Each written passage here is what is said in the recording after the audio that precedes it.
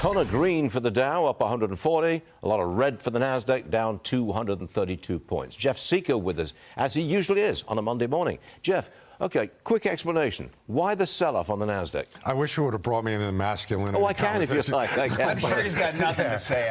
You've got a beard on, man. You can do that. No, I would say, when you look at the market today, Stuart, the market is up again. I think there's a lot of concerns. Inflation is the carbon monoxide of the economy. You have 10-year yields moving up.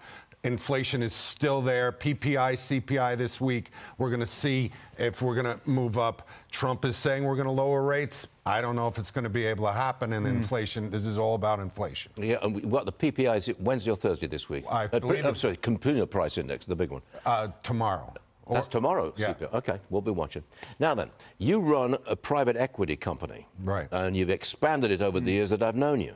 Can private equity help in the rebuilding of California? And if so, how?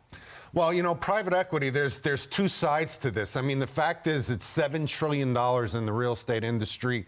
There's an anticipation that private equity will own up to 40% of all homes in the U.S.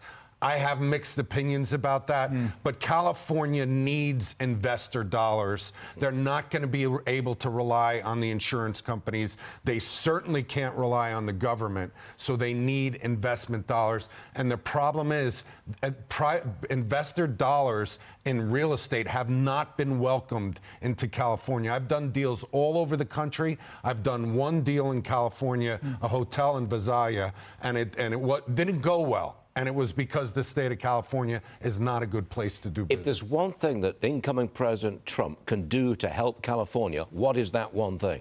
The best thing out of the tax cut legislation of 2017 were the legislation regarding opportunity zones, allowing people to defer or eliminate their capital gains if they invest them in certain designated zones in underserved areas.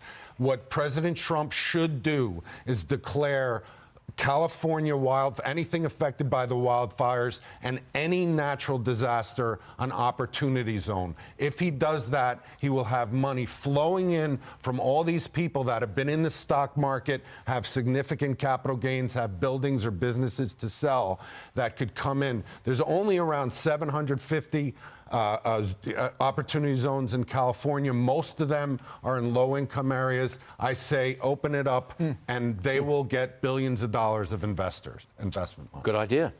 And we like the masculine beard. Jeff Sica, thanks for joining us this morning. We do appreciate it, always.